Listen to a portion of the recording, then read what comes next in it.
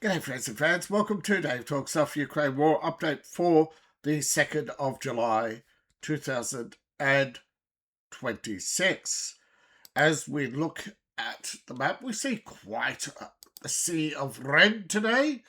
The Russians have launched a large-scale aerial assault over the last 24 hours, which has resulted in multiple impacts across multiple locations in Ukraine.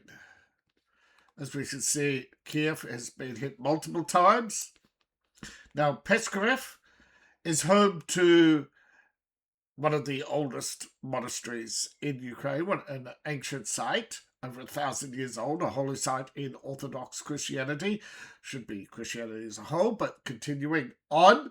What we see is, however, not an attack on such a holy site, according to Ukraine News. However, according to Ukraine, another Ukrainian, this is a Ukrainian source, by the way, so Ukraine News has claimed an attack on the holy site, when in fact what we see is a government building on fire. This is Central Provosk, according to the search, and you can conduct your own searches if you want, and find that this is near the government buildings. However, there are residential buildings in Provosk. Now, there is no indication of the fire being caused either by direct impact or falling missile or falling drone. But we do know that often that is the case. The majority of fires, particularly in Kiev, are caused by debris rather than direct impact. So you're going to ask yourself, why, if they're not hitting their targets, do they continue to send? Because this is the war of attrition. Cause Ukraine, Europe, to spend lots of money defending Ukraine. So, cheap drones, expensive defense. Now, if you want an example of the difference between European defense and Eastern European defense, heck, even Ukraine. Okay, but it's harder to get information on Ukraine than Poland. So I would prefer to have used Ukraine, but according to most research, it's very hard to find. But Poland, $3,000 drone, made in Poland. Now that's comparable to a $3,000 drone made in China. So there is no difference. And you're going to say, oh, what about now the Temu? Yes, if you bought drones from Temu, I pity the fool. Those are crap. I'm talking about cheap drones that aren't going to be here tomorrow, right? When it comes to quality, you're not worried about tomorrow because that drone ain't going to be around tomorrow. That drone is going to be in 1,000 pieces somewhere very soon. So you're just putting it together, turning it on, and knowing the second time it turns on, it's going to die. So $3,000 drone. And you're going to say, isn't that expensive? Well, we're talking about range here. We're not talking about your $5 drone or your $50 drone or your $300 drone for Temu. It's maybe climb to the top of a building, maybe big enough to carry a camera. I'm talking about a drone that was normal, that once upon a time was carrying a box of cigarettes out of Russia, where cigarettes are cheap, into Ukraine, where cigarettes are heavily taxed. Now, once upon a time, there was cigarette smuggling in Eastern Europe, and there were lots of drones and lots of drone manufacturers. And they all knew, wink, wink, nudge, nudge, say no more, what was being done with these drones. Now, Poland will produce 1,000 of them. France will struggle to produce one per worker per day. That's the difference. Productivity. European productivity is terrible right now. I'll use another example. back in 2020, when Poland started transferring equipment to Ukraine, they put out a contract tender. France was going to deliver one artillery piece per month for the next 10 years. Poland just took delivery of a dozen artillery pieces. Now you may actually figure out there's no difference. Then you look at the train lines from eastern Russia to the front line, and they'll send a dozen. They ask for a dozen within. They're putting out, I think, every 4 days. That is a huge difference in productivity. Now, if you go back to World War II, it's no different. Mostly World War II, Germans produced, 400, 500 Tiger IIs. In that time, in that period, how many Chevys and GM Shermans were produced? How many M4s? How many M2s? How many? Yeah, thousands. There were 36 by the Battle of Bulge. It wasn't 4 tanks. It was 36. There were 36 American tanks in the Battle of Bulge for every Tiger. On the 4th day, not on the first day. On the first day, yeah, but the Germans thought they had everything under control. They had no idea the size of how many American tanks were coming in.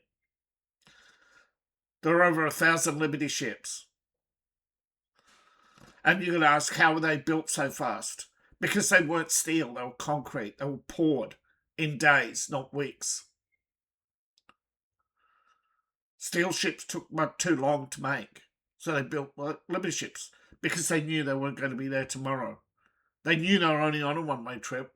They only had to deliver their tanks, and then they were sunk to dissolve into the sea.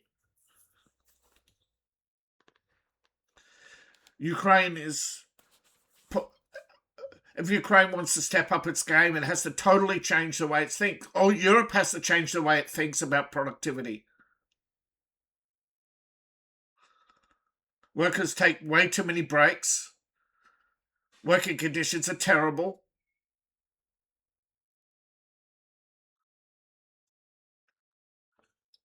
But it's also supply chain issues, everything.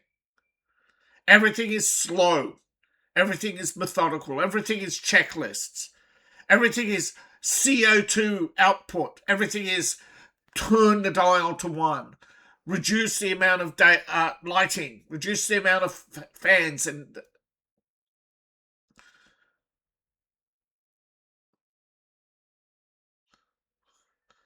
the workers sit around for hours on breaks. Europe is crushing itself under the weight of bureaucracy and idiocracy. Because all the workers do is look at it and say, look how easy my paycheck is to get. Not realizing that that's why there's high unemployment in Europe. Why nobody wants to produce anything in Europe.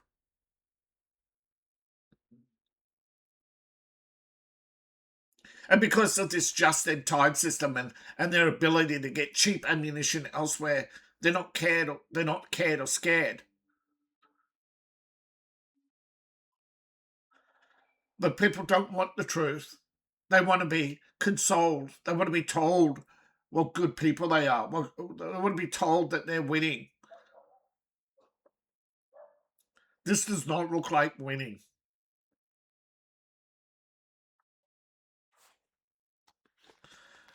And one of the reasons why Russia wants to win so bad is because you keep putting them down. So they want to hurt you back. And the more you just keep grinding at them, the more they want to hurt you back. You don't know how.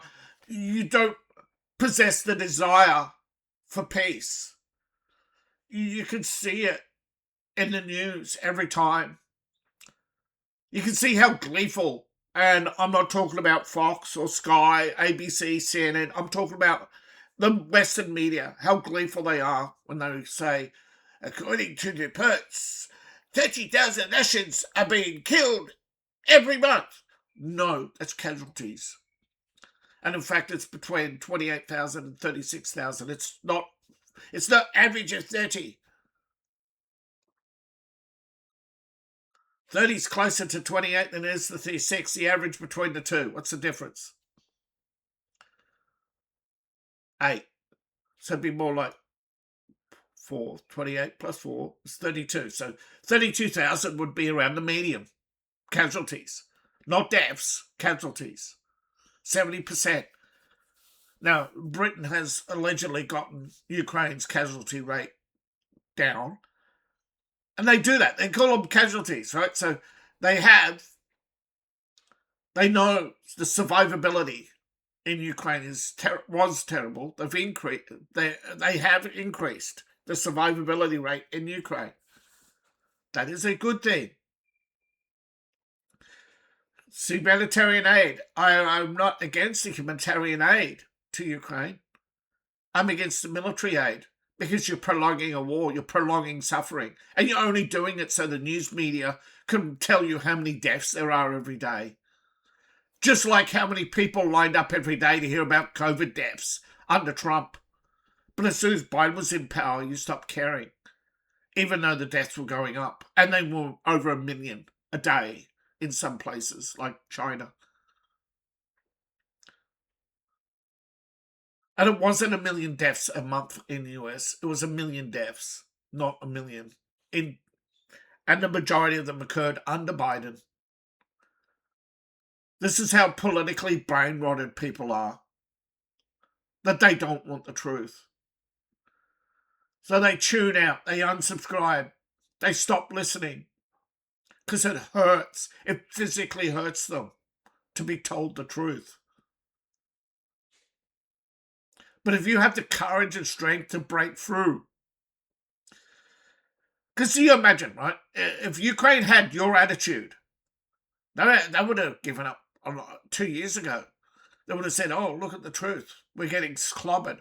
Let's take the peace deal. But they didn't. So isn't it amazing? The people who don't want the truth, who stubbornly fight on, well, who want Ukraine to stubbornly fight on, don't realise that their anti-truth attitude is not the same as Ukraine.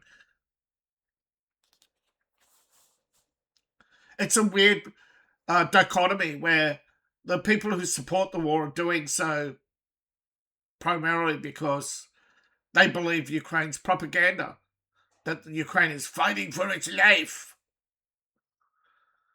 when there's been a deal on the table all along. And Zelensky's a peacemaker. There's been a deal on the table from Putin all along. He presented it to Trump.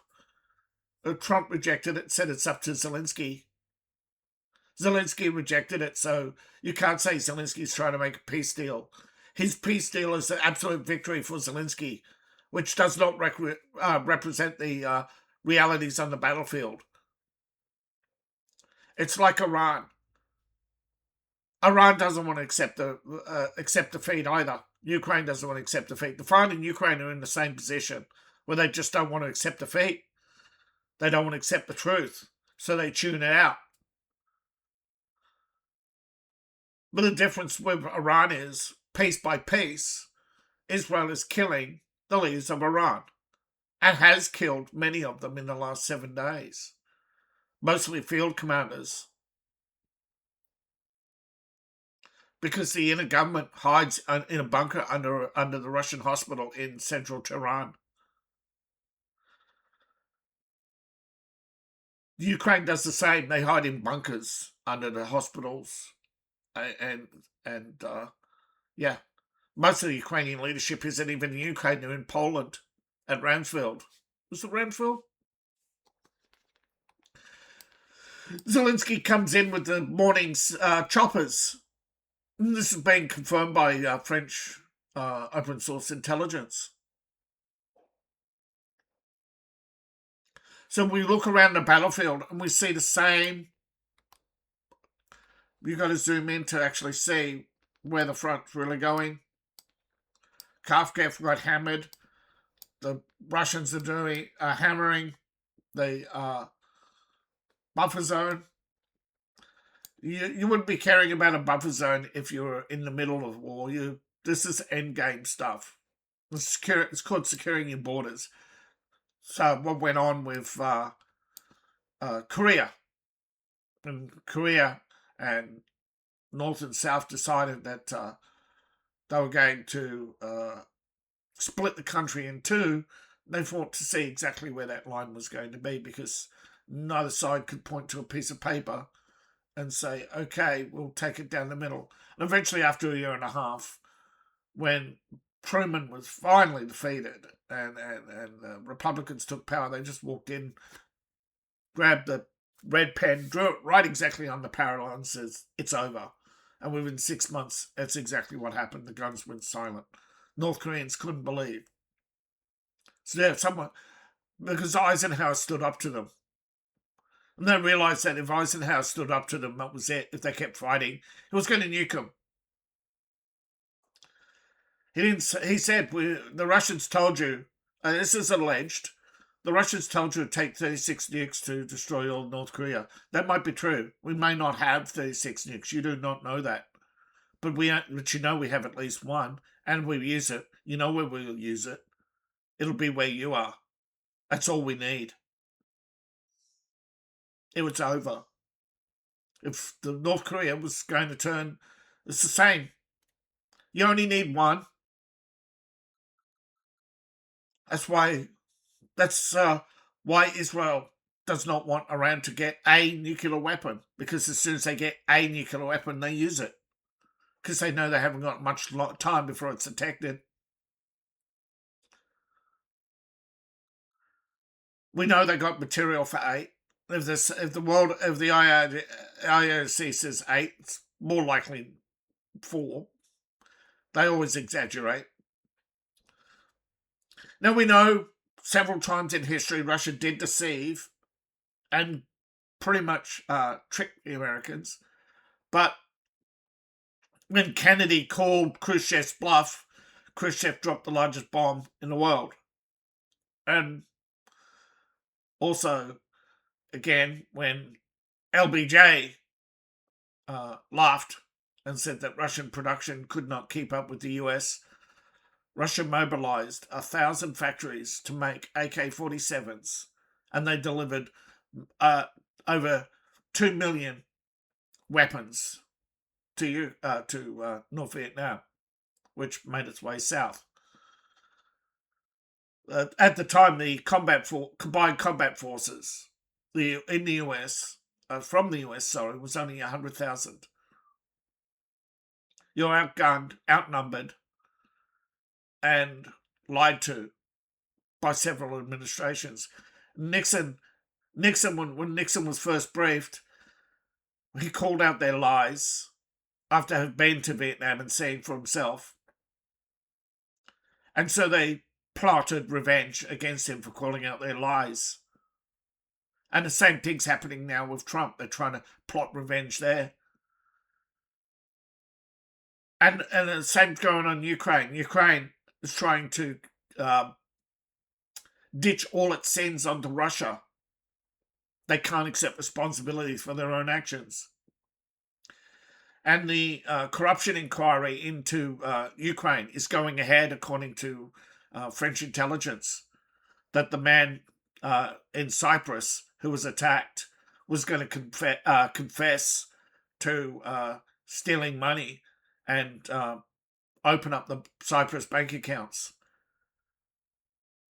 and show that many officials, not just a few, many officials in Ukraine are stealing from aid packages and selling arms. Ukraine is openly selling arms, by the way. Many of them were donated to Ukraine by Poland. And their justification is, we need to fund the war. Well, you are being funded. You get more than your national budget handed to you every year by Europe.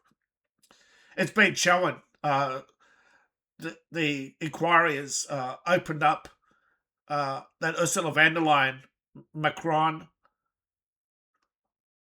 Starmer, Zelensky, and Merkel 2.0 from Germany were all in a conversation together talking about divvying up money in Cyprus. Aid money is being diverted from UK to Cyprus banks openly. It does not take long to figure out.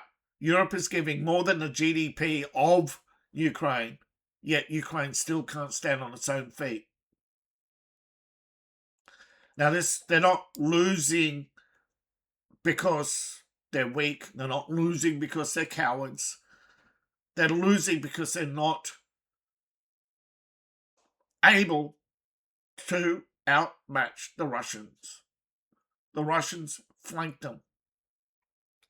Zelensky's fighting a piecemeal war where Russia is fighting where Russia goes up.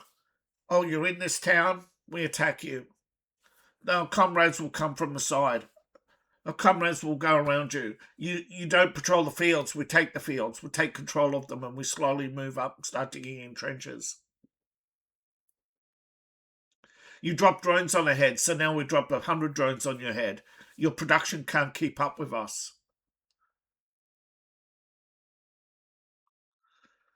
Several advisors went to Ukraine to tell them how to divide their army up into 6 and multiple lines.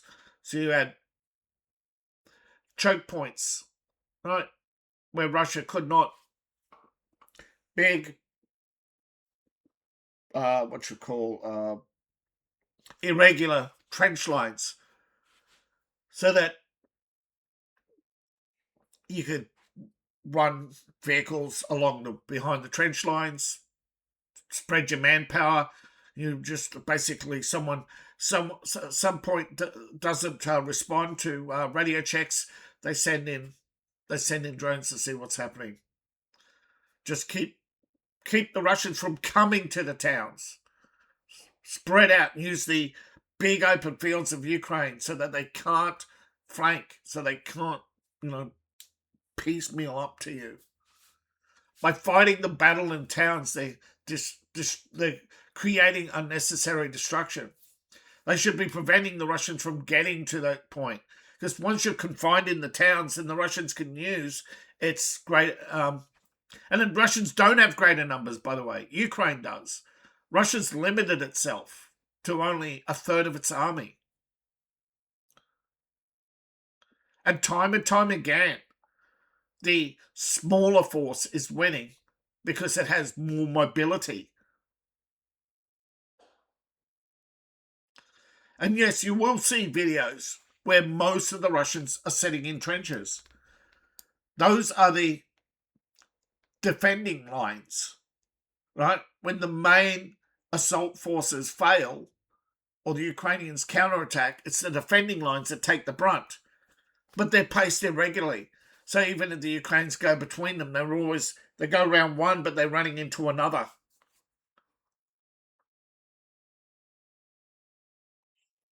And if they bomb one, they can only take out that handful of men.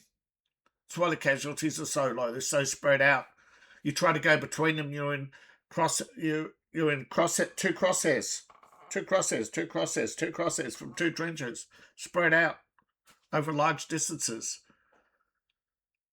That's why everyone's obsessed with range, getting to 3 to 5. That's why, the trenches, they may be a couple of 100 meters apart, but overlapping fields of fire. You don't want to be on big flat terrain when there's machine gun fire.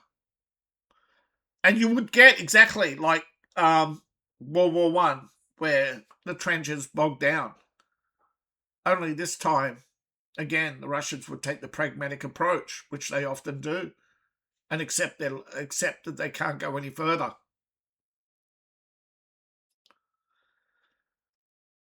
And if it wasn't this time, there's no Bolsheviks to pull the rug from out under the Russian army and cut them off from supply.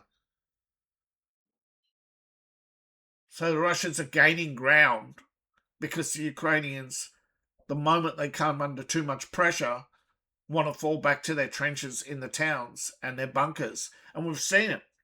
We've seen they even advertise their bunkers as safety, as security. No, it's your mummy's womb and your coffin, right? You think you're going to your mummy's womb, I'm going to be protected, but it's your coffin.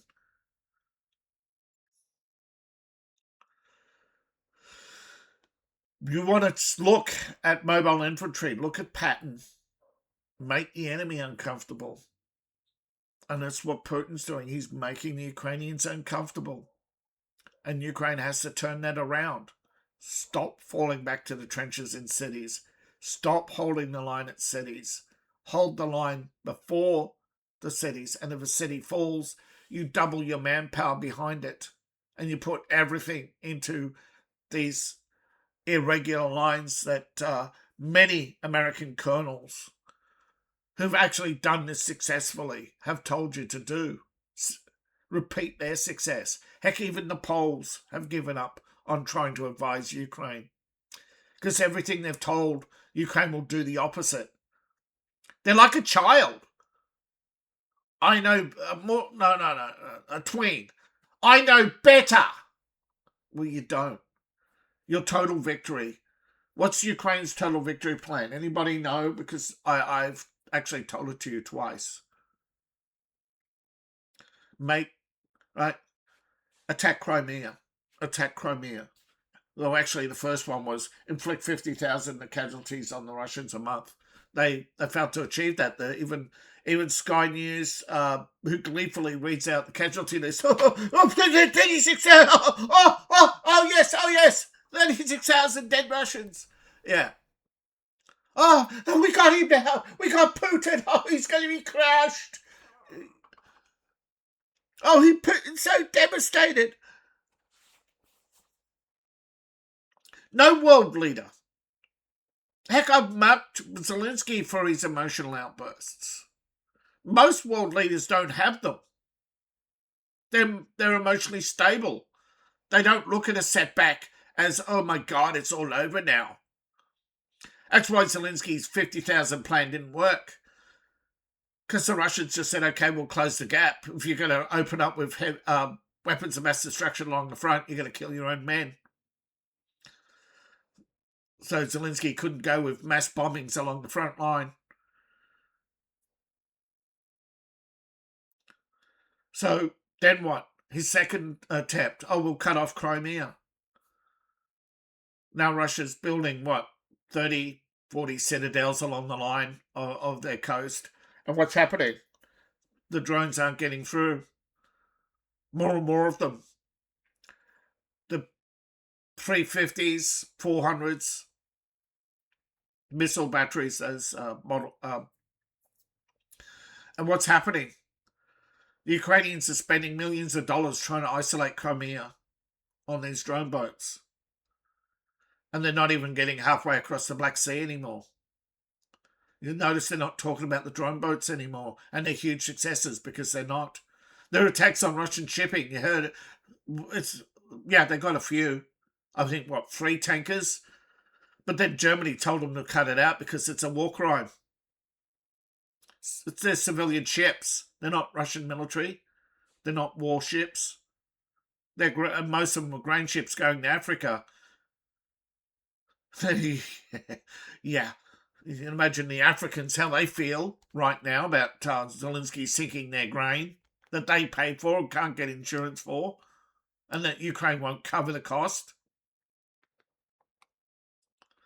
And I'm sure they'd love to hear a lecture from some comfortable liberal whose lunch is guaranteed that you can't have your grain, that your grain ship was sunk for the greater good when they have to starve, because that's the only grain ship they could afford. Yeah. So that's the issue, right? We look at the front, advance, but nothing significant taken in the Kupiansk region. Nothing significant here other than a small advance, lateral, but it's still advancing. The Russian army, by keeping mobile, it keeps up the momentum. They're not being bogged down by Zelensky's fortress towns. They look to go around them, isolate them, cut them off, hoping to force them to retreat. They haven't taken much more of Lyman, though. But every week, it's the same thing. Every time they advance, they have to spend 2 weeks clearing out mines and unexploded ordnance.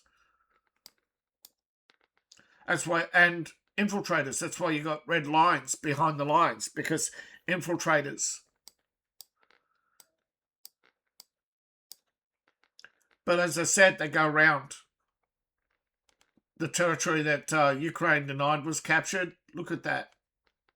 It's now coloured in.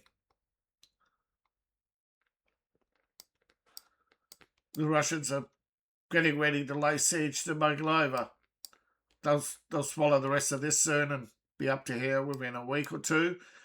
This, of course, has held out and changed hands many times, but it will be coloured in. Because the more artillery that's brought down on here, right, the more they further close. Yeah. But the thing is, it's not artillery that's really killing the cars. I shouldn't say artillery. It's, well, rocket artillery. But it's predominantly killing the vehicles as drones. Slowly swallowed most of this now. Slowly swallowing this. It's bulging out. This has been swallowed. They finally started to swallow some of this. This hasn't been swallowed. And so the Ukrainians in here, what are they doing? They're only there because the Russians have a motto. Why come to them when will come to us? When they stop coming to us, that's when we'll come to them.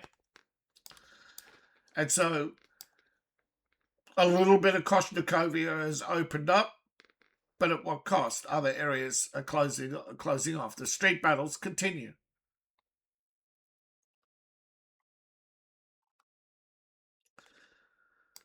And it's only a matter of time, because maybe 6 months, there'll be double the number of Russian drones in operation. That's, if you have been paying attention, the Russians now have 3 drone schools, new drone schools. They are admitting some DPR into the Russian army to operate drones. They will conduct drone strikes on Ukraine. Localized drone strikes under Russian supervision. Mostly anti-drone operations, though. Most of them are only armed with anti-drone electronic warfare. But as you can see, they've eaten this. They're continuing to. They hold the line because big open fields. The Russians know they're at an artillery disadvantage trying to cross those fields, artillery and machine guns. That's why they grind. You can see they're closer now. They've pushed up, swallowed some of the bottom half of this. Soon they'll swallow either one of these two. Well, they're pushing here. Doesn't mean they will, but you can see they were down to here. Now they're up here. These hills. They were from here to here. I think they're hills or green strips. This line wasn't important to funnel men and supplies to protect the supply lines to Ukraine as a secondary to Kharkovsk, who's supplied through, and Silvesk, who's supplied up here. They do have the secondary supply bypass through here.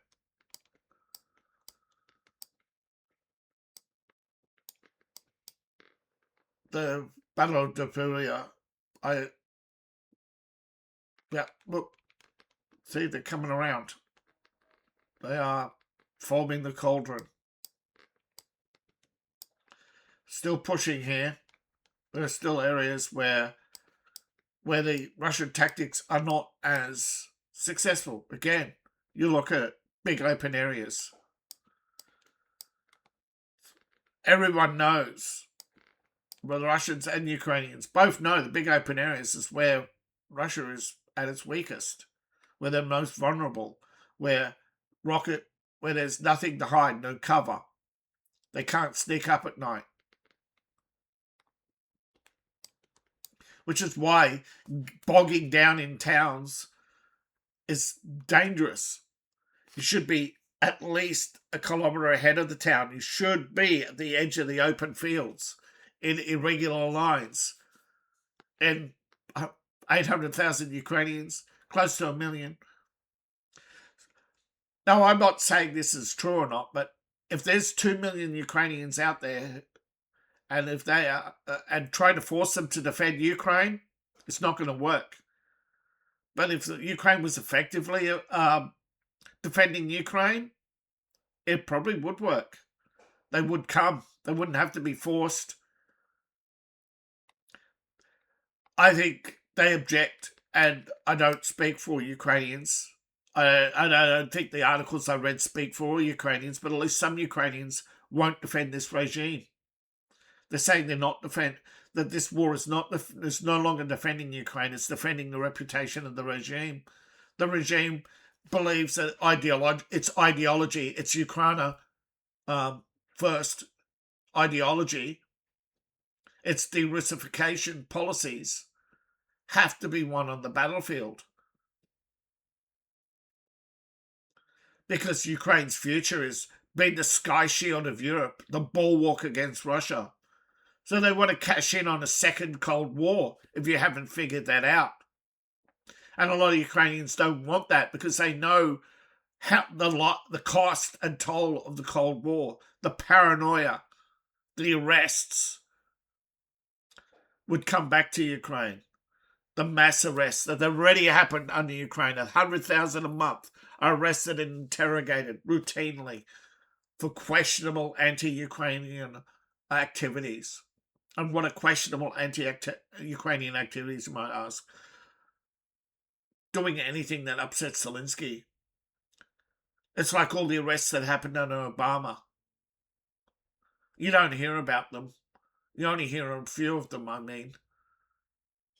But you know, there were journalists arrested. There were people questioned by the FBI for their alleged Russian allegiances. You heard about expulsions. You just hear enough every month to know that there's a desire to go back to the Cold War. Because there are people who have no other job, no other skills, other than arresting and interrogating people for their allegiances. So they want to create a war, a permanent war, a state of war. So yes, they want to bog the Russians down in Ukraine. They don't want the war to end. They just don't want Russia to be able to keep advancing the way it has. But right now it's slow, so they're happy. The deep state is very happy. Because they get to have another job for another month. And that is the sad reality of the military-industrial complex. They have you afraid so they can have a job, 6-figure salaries off your tax dollars on your 5-figure salary. Although some people do feel like it's a 4-figure salary indeed. And yeah, some of these big contractors who went to Ukraine for $250,000 a month. Remember how Zelensky was complaining about foreign mercenaries in Ukraine? We'll get to that. But first, a little reminder. I'm sponsored by you, the viewing audience. Empire Vels. EmpireVels.myshopify.com. Your one-stop shop for enchanting treasures based on my writing. Now, these aren't actually made in the US of A. And so they're actually cheaper for you to get than for me to get. They're beautiful. I've got cups, posters, tumblers, bags, water bottles, and more to come. Please and thank you. I appreciate your purchase. This story went viral earlier today. I think it was on. I think a lot of people clowned on X about Irishman. Um, yeah, a lot of people were asking why didn't he defend Ireland? And he's such a he. What we do know about him is that he was a soldier. He was retired 15 years. He sold his house to travel to Ukraine. I don't know why you would do that, but he did. He wanted to fight the Russians in Ukraine, which he did. He was shot. He stepped on a landmine. Not at the same time, I believe. And he says he regrets nothing, and even a silver lining. And that's the hook to get you to read the article, in which apparently he's got some sort of he's got his house back, apparently. Yeah. And that he regrets nothing. So there are Irish mercenaries, there are mercenaries in the Ukrainian Foreign League, and he's a recruiter for them. And he sold his story, and that with that sale of his story, he got his house back. Now, you don't need to sell your house to move to Ukraine. But if you support Ukraine, this is the thing, I'm not clowning on him. I've said it often, if you support Ukraine, put your money where your mouth is. He did. But people are clowning on him for not defending Ireland, which he claims he did by joining the army. The army has not defended Ireland once in the last 100 years.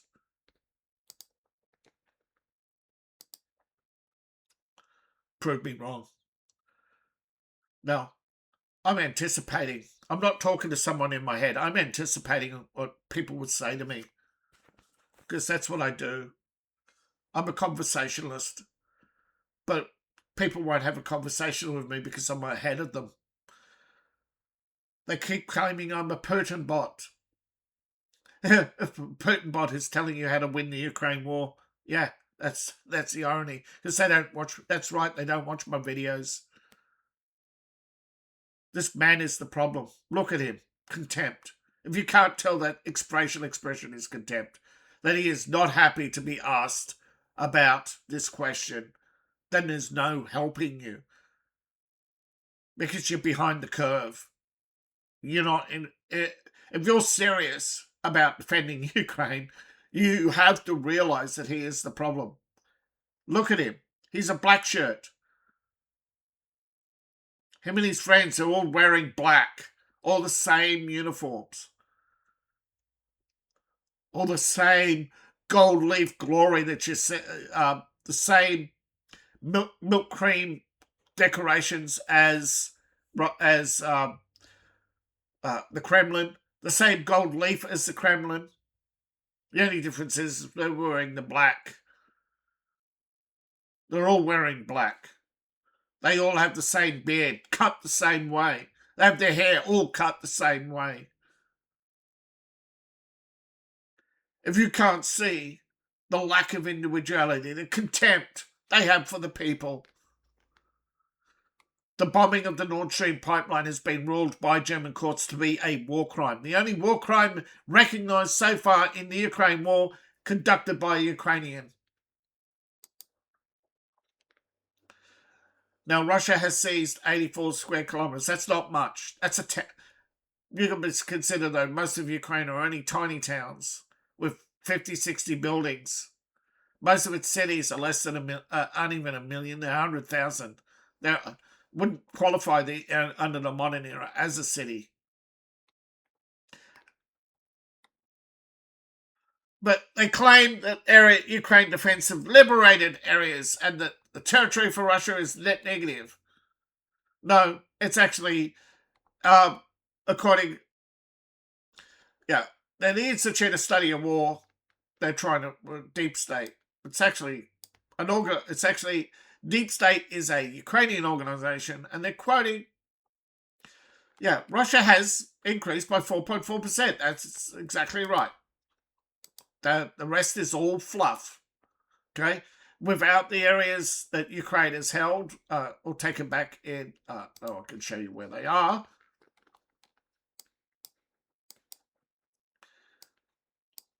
Okay, they lost territory here, here, here, and here. Lots in here. But Russia lost territory in here, and this in here. So it went from over 126 down to 84 in June. But it carried over from May. So the net losses, yeah, they're playing funny games. They're carrying over the same land losses from May into June. There's statistics and there's lies, is there not? 84 is the net, the total, the complete, the result. Now, Russian forces claim to have delivered a massive retaliatory strike on military sites, energy infrastructure, and military airfields. They did hit power station in central, power node in central Ukraine, resulting in fires and blackouts, but not total blackout because Ukraine has 3 different power grids. They have the power grid for factories, they have the power grid for street lighting, and then they have the power grid for housing. The rail line is on the industrial power grid. And they shut down the power grid every night to switch. They switch the power grids. That's what Russia's been hitting. These big switch blocks, big massive buildings where wires come in and they connect. Well, we're going to connect this power station to this grid, and by switching the grids over, they rotate. So one grid goes down, they just go, well, we're going to rotate. So that's why there's rolling blackouts. And I think from 11 to 10 a.m., most of Kiev is on low power because that's when they're powering the factories.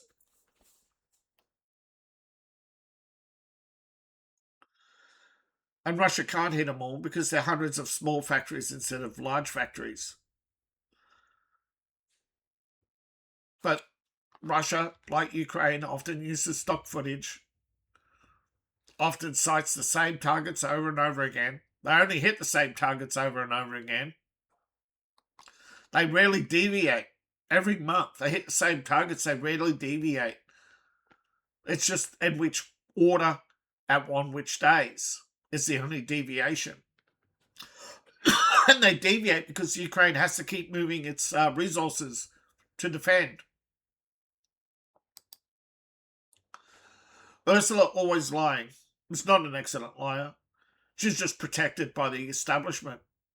The fact that the majority of EU citizens don't care that she's a liar and a thief. As long as she keeps killing Russians, they're happy with her. And that's the sad reality. But she's killing you. She sits in an air-conditioned office while telling you can't have air conditioners. Russia never cut off the gas for Europe. Europe cut it off. EU citizens can actually sue her for misinformation under the EU's misinformation laws. She has openly lied. Russia did not cut off the gas. You sanctioned it. You sanctioned Russia. You can go to EU Parliament and read the sanctions list. Top of the stream.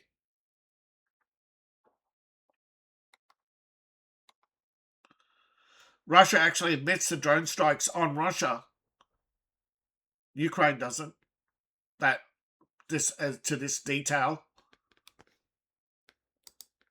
Russia and Ukraine are negotiating another POW exchange, though the details are not exchanged. Every month, a different country takes turns negotiating. This is the facade of the war. Ukraine won't speak to Russia like children. They go, tell Putin that I want 50 shekels for each prisoner. And Putin's going, tell Zelensky, no, says the European, you have to wait for me to tell you. Then you can respond. Yeah, it's like children who won't talk directly to each other. They have to.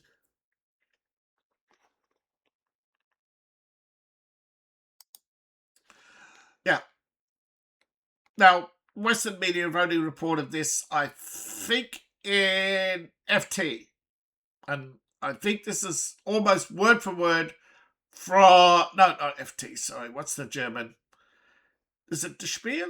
I think it's word for word for Der Spiel. It's almost word for word for Der Spiel. It's much of a non-article. There's no point going through it. They only named one a suspect out of six. He allegedly sailed to the pipelines on a small yacht. They're really committed to the lie, aren't they? That Central Intelligence did not help them whatsoever. Maybe they were Swedish divers, who knows? But he went on a holiday, hired some divers, and they managed to blow up the Nord Stream pipeline. Yeah.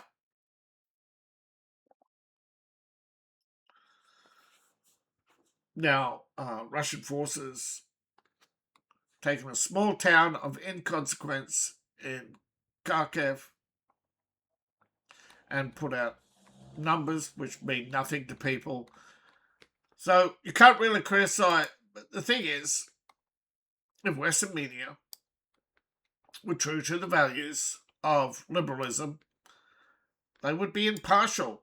Remember in Vietnam, they interviewed, in Vietnam, the media, Sun Herald in Australia, Telegraph, the Sun in Times in England, New York, Washington Post, LA Times, and the Chicago Tribune all interviewed North Vietnamese officials, all ran regular stories that had cast a negative light on the war, but it only had an impact when Walter Cronkite told you that they couldn't win, you couldn't win. So you believed him, even though he was lying. And I know he was lying. I have the unique experience of being to Vietnam in 2006, 2009, and 2012. And I've seen the museums, I've heard the stories. The South was in full retreat, and then the Viet Cong had what was it? The Vietnamese had stopped the Viet Cong's advance at I think that Mut, and they were retreated, and they retreated to Cu Chi. The Ho Chi Minh Trail had been successfully isolated in part from, and the Americans were deciding whether or not they would land Marines. I forget where it was, somewhere north of Da Nang, to cut off. And then Walter Cronkite is telling how thousands are dead and all this, and people believed it. And then came the Million Man March and the Democrat insurrection, which, and as far as I'm concerned, the Democrats who got gunned down attacking the National Guard, fuck them. Fuck all traitors. You don't like your country? Get the fuck out. If you can't stand losing an election in the West, get the fuck out. If you have to win every election, you don't deserve to be in politics if you have to win every election also. If you can't accept that the best outcome for Ukraine right now is ending the war before it gets to the point where where Russia does drop an on Kiev, or my guess is Dnipro, or one of these regular targets that it always hits. It'll hit with a bigger missile. You'll see a collapsed building. You'll see what it looks like when a building goes down in real time, because Russia will broadcast it like they did with the last two attacks. They'll eventually broadcast it because it's a big, powerful message. Well, taking out a huge industrial plant in Kiev definitely set them back.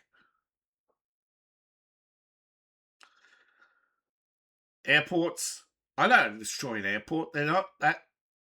The problem with destroying an airport is so much modern fighters, but most of the modern fighters aren't needed, and you can replace them. I'd rather, if you really want to defend Ukraine, you'd build 100,000. You'd build 30,000 Spitfires.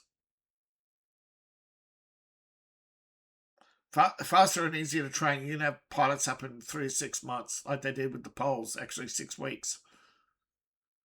Basic flight in 6 weeks. 4 guns. Just teach them how to line up on a drone. Bang, bang, bang.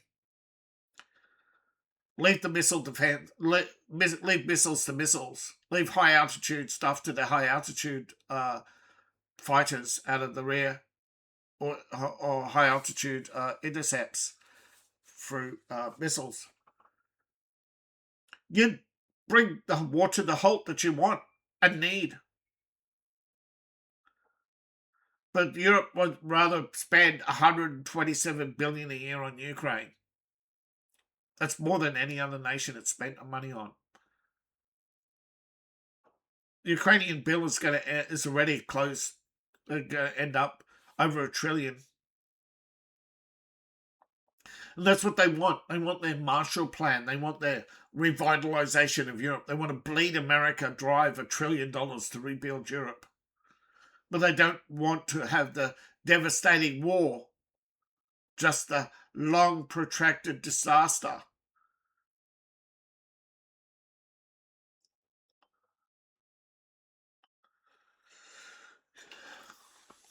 Nothing goes the way you want. Liberalism doesn't. Liberalism is so ideologically captured; it doesn't know how to see the possibilities in any other direction. That's why they don't want the truth, because they can't see it coming. They can't see what happens when you go too far with the pendulum and then try to hold it, which the boomers have done for far too long, and that's why people are turning against the boomers. Heck, they constantly try to shield themselves by blaming Gen Z and the millennials. No, the millennials are the Gen Z has no political power. It's the millennials and boomers who hold the political power, and you'll know it. You can see it.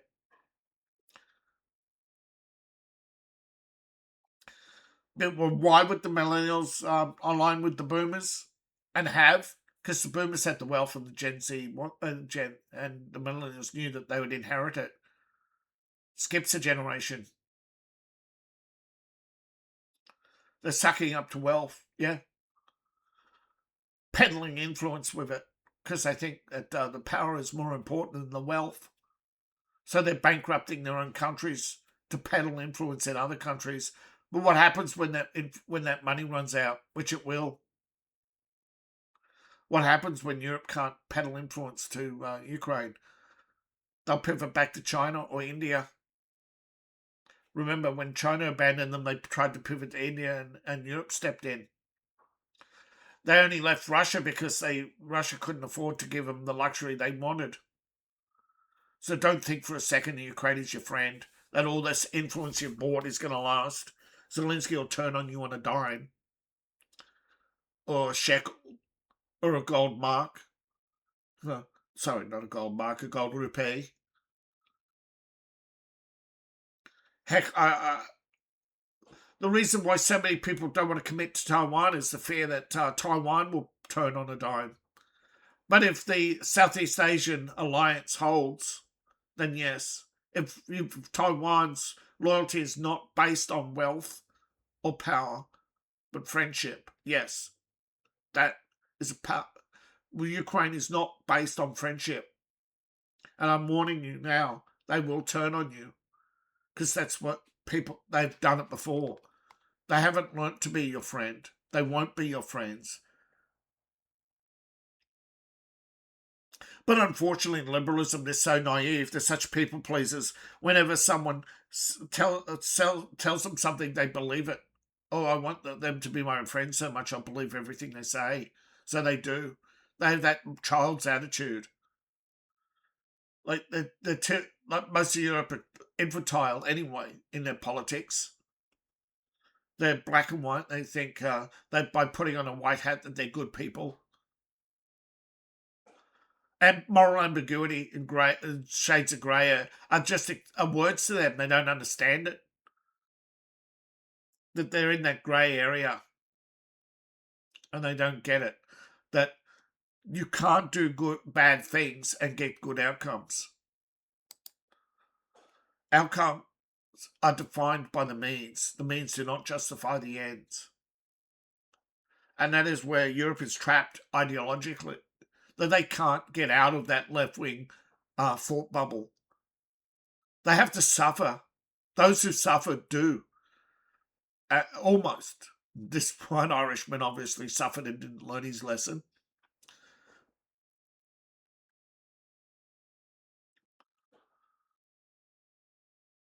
But thank you for watching.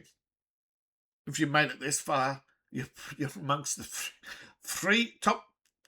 you're amongst the top 25% of people in the world who actually give a fuck about the truth. And that's, yeah, it's about it. Only about the top 25% of people care about the truth.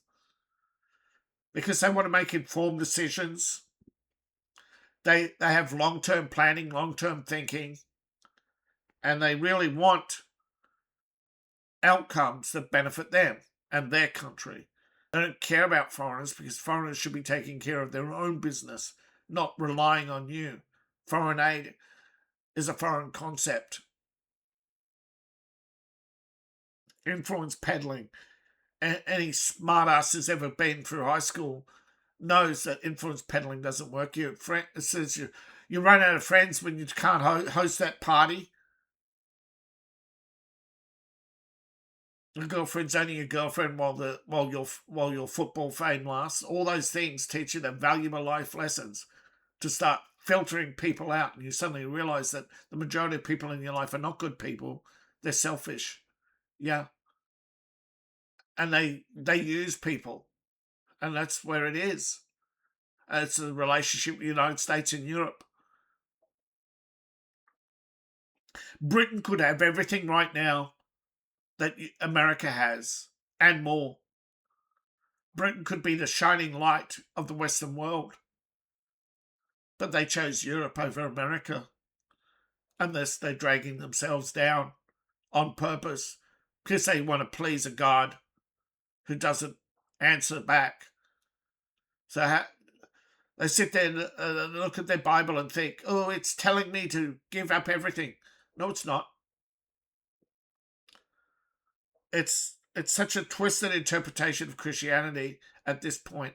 There's no salvation for them. Look at Chuck. He ain't a king.